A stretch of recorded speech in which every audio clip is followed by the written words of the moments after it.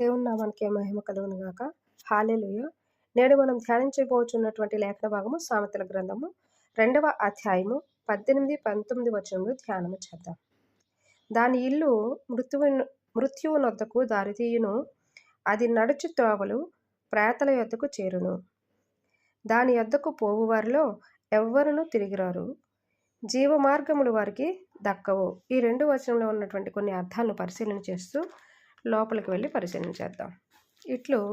ఇల్లు అనగా నివాస స్థలం, మృత్యు అనగా మరణము. దారి తీయటం అంటే మార్గాన్ని ఏర్పాటవడం, అంటే మార్గము ఏర్పడటం అనమాట. త్రోవలు అంటే మార్గాలు. ప్రేతలు అనగా జీవము లేనిది, దురాత్మలు లేదా చీకటి నివాసులు. జీవ మార్గములు అనగా నిత్యము జీవింపచేసేవి, దేవుని మార్గములు. దక్కువ అంటే స్వంతం చేసుకోలేరు.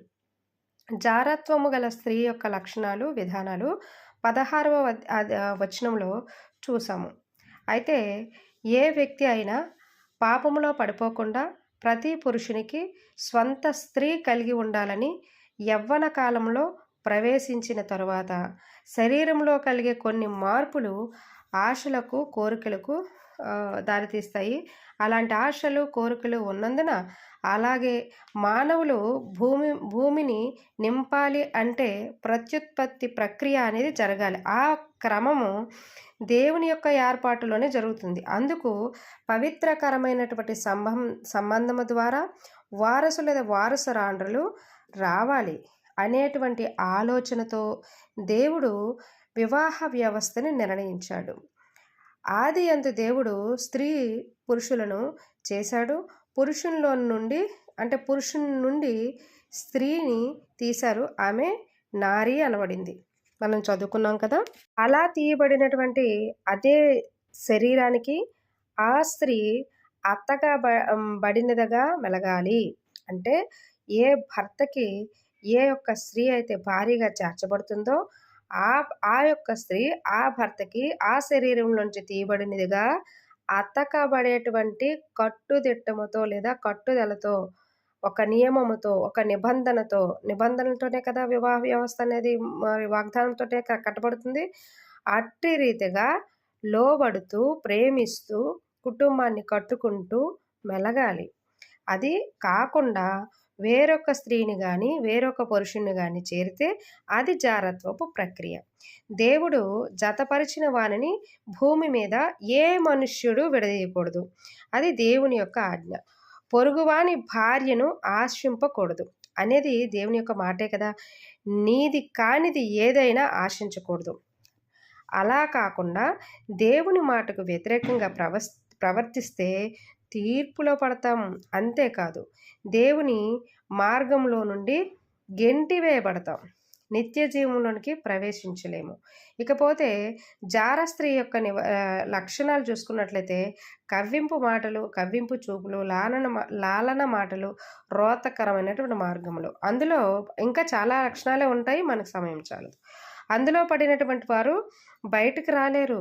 ఆ సమయంలో ఆ యొక్క మాయలో ఉన్నటువంటి వారికి ఏమనిపిస్తుంది? బయట ప్రపంచం అనేది తెలీదు. వారు చేస్తున్నటువంటిది వారికి తప్పు కనిపించదు. అసలు బయట ప్రపంచమే కనిపించదు. వరస వావి కూడా ఉండదు. ఏజ్ యొక్క తారతమ్యత అనేది కూడా కనిపించదు. నీకున్నది అంతా ఊడ్చేస్తుందా ఆ యొక్క జార స్త్రీ? ఏం చేస్తుంది? తన స్వార్థం తను చూసుకుని నీ కుటుంబం గురించి ఆలోచన చేయదు. నీ స్వంత కుటుంబాన్ని రోడ్డును పడేస్తుంది. నీ మర్యాదను భంగం కలిగిస్తుంది. ఇప్పుడు బాగా ఉంటుందేమో, కానీ ఫ్యూచర్లో అంతా రోగాలతోనూ హీనమైన స్థితితోనూ మరణానికి అప్పగింపబడతాం. ఇది జారత్వంలో పడినటువంటి స్త్రీ పురుషులకు వార్నింగ్ అన్నమాట. అసలు జారత్వం అనేది మన హృదయంలోనికి రాకుండా ఉండాలి అంటే దేవుని యొక్క మాటలు హృదయంలోనికి తీసుకోవాలి. అలా తీసుకోకుండా పెదవులతో ఆరాధిస్తే లాభం ఏంటి?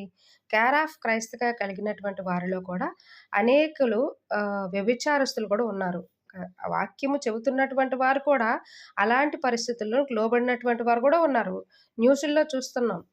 నీవు మార్గంలో అంటే నీవు ఏ మార్గంలో ఉన్నా, నీవు పట్టుకున్నది, అనుసరిస్తున్నది ఏ శాస్త్రమైనప్పటికీ అది నీ అంతరంగాన్ని శుద్ధి చేయగలగాలి.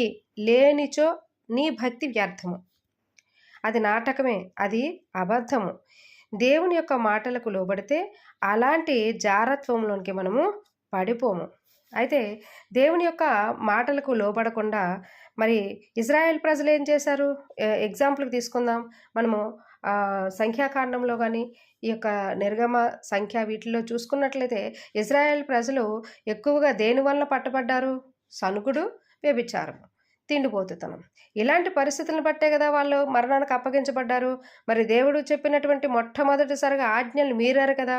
మరి ఆ ఆజ్ఞల్ని మీరినప్పుడు దేవుని యొక్క మాటలకు లోబడకుండా, దేవుడు చూపుచున్నటువంటి మార్గంలోనికి వెళ్లకుండా ఇటువంటి ప్రక్రియలకు లోబడినప్పుడు దేవుడు ఏం చేస్తాడు? చేయి విడిచిపెడతాడు. చేయి విడిచిపెట్టినప్పుడు ఏం జరుగుతుంది? మునుపటి స్థితి కంటే ఇంకా భ్రష్టత్వకరమైనటువంటి పరిస్థితి నీలోనికి నాలోనికి చొరబడుతుంది. కాబట్టి అలాంటి పరిస్థితుల్లోనికి పోకుండా నిత్య జీవకరమైనటువంటి మార్గంలోనికి ప్రవేశించాలి అంటే దేవుని యొక్క మాటలు మనకి ఎంతైనా అవసరమే. దేవుని యొక్క మాటలు మాత్రమే నీ అంతరంగాన్ని శుద్ధి చేస్తాయి. కేవలము పెదవులతో చదివితే మాత్రం అవి శుద్ధి చేయవు. నీవు అంగీకరించాలి. అంగీకరించినటువంటి ఆ మాటలు నీ హృదయంలోనికి చొచ్చుకోవాలి. చొచ్చుకున్నటువంటి ఆ మాటలు నీ హృదయాన్ని, అంతరంగాన్ని శుద్ధి చేయాలి. నీ హృదయాన్ని పొడవాలి. పుండు మీద లేదా గాయం మీద బల్లెంతో పొడిచినప్పుడు నీకెంతైతే బాధ కలుగుతుందో అలాంటి బాధ కలిగినటువంటి నీలో ఉన్నటువంటి ఆ మకిరి లేదా మురికి అది వదిలించుకోవడానికి నీవంతా బాధపడతా ఉంటావు. కానీ అది బాధపడుతూ వదిలించుకోవడానికి ఇష్టపడాలి. అలాగే చేసినప్పుడే నీ అంతరంగం శుద్ధి చేయబడుతుంది. అలాగూ చేసినప్పుడే, అలాగ మార్చబడడానికి నీవు ఇష్టపడినప్పుడే, దేవుని మాటను అట్టి రీతిగా నీవు తీసుకుంటున్నప్పుడే నీ అంతరంగం శుద్ధి చేయబడుతుంది. నీ క్రియల్లో మార్పు జరుగుతుంది. నీ యొక్క ప్రవర్తనలో మార్పు కనిపిస్తుంది. నీ ప్రవర్తన ద్వారా క్రీస్తుని చూపిస్తావు. అంతేగాని ఇదేది లేకుండా చంకలో బైబిల్ పెట్టుకోవడము, చంకలో శాస్త్రం పెట్టుకోవడం, ఏదో చేస్తే మీ ప్లేస్లో ఉన్నది ఒక్కటే మారింది, విగ్రహం మారింది, లేదా బొట్టు తీసేసాం లేదు అని అనుకుంటే, ఒకవేళ అదే పరిస్థితిలో వెళ్తున్నామనంటే అవి మాత్రమే ఉన్నాయి, నీ మనసు మాత్రం మారలా.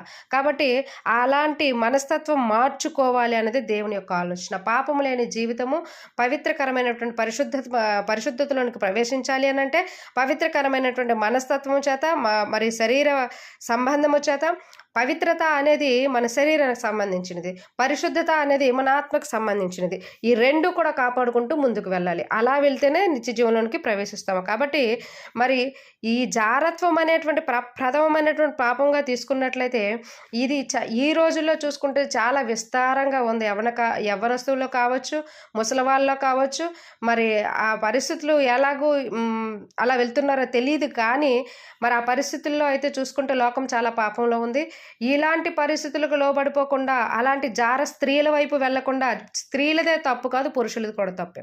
కాబట్టి అలాంటి పరిస్థితుల్లో ఏ మనిషి పడిపోకుండా ప్రార్థన చేద్దాం. ప్రతి యవ్వన కాలపు కాడిని మోస్తున్నటువంటి ప్రతి యవ్వనస్తులు కూడా మరి పాపకరమైనటువంటి జీవితాల్లోనికి వెళ్ళిపోకుండా పరిశుద్ధకరమైన జీవితంలోనికి ప్రవేశించేలాగా ప్రార్థన చేద్దాం. క్రీస్తు యొక్క బండ మీద వారి జీవితాలు కట్టుకునేలాగా, మరి వారు క్రీస్తు వైపు త్రెప్పబడేలాగా ప్రార్థన చేద్దాం. లోకంలో అనేక పాపాలు విస్తరించున్నాయి. అందులో ప్రథమైనది జారత్వంగా చెప్పుకుంటున్నాం. అందులో యవ్వనస్తులు అందరూ కూడా చాలా వరకు బయటికి వెళ్తూ ఉంటే, కొంతమందిని చూస్తూ ఉంటే ఒకవైపు బాధ వేస్తుంది, ఒకవైపు కోపం వస్తుంది.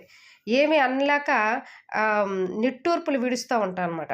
కనిపిస్తూ ఉంటారు, చెల్లుని ఒకటి పీకాలనిపిస్తుంది అనమాట. కానీ ఏం చేయము, ఆ మాయలో ఉండేటప్పుడు వాళ్ళకి ఇంకేమీ పనికిరాదు, మనం ఏం చెప్పినా కదా. కాబట్టి అలాంటి వాళ్ళందరూ కూడా రక్షింపబడేలాగా దేవుని యొక్క మాటల చేత వారి హృదయాలు పొడుచుకొని వారి యొక్క మార్గం సరళం చేసుకునేలాగా, వారి కుటుంబాల తల్లిదండ్రులు సక్రమమైనటువంటి మార్గంలో నడిపించేవారుగా, బాధ్యత కలిగి ప్రవర్తించేవారుగా, బాధ్యతను తీసుకునేవారుగా నిలవబడేలాగా ప్రార్థన చేద్దాం.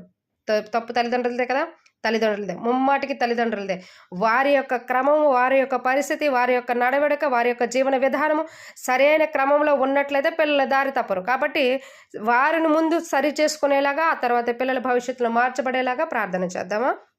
దేవుడు కోరుకున్నటువంటి మార్గాన్ని విడిచిపెట్టి, దేవుడు ఆశించినటువంటి మార్గాన్ని విడిచిపెట్టి మనుషులందరూ కూడా వారి మార్గాలను చెరుపుకొని వారికి నచ్చిన మార్గాల్లో తిరుగుతున్నారు. అలాంటి మార్గాలు గుండా వెళ్లకుండా దేవుని సంతోషపరిచేలాగా, దేవుని యొక్క విజయం ప్రతి ఒక్క మనిషి యొక్క జీవితంలో నెరవేర్చబడేలాగా ప్రార్థన చేద్దాం. మన జీవితాలు, మన అంతరంగాలు దేవుని యొక్క పాదముల యొద్ద ఉంచుకుంటూ భయభక్తులతో దేవుని యందు మరి నడుచుకుందామా? మన జీవితాలను అప్పచెప్పుకుందాం.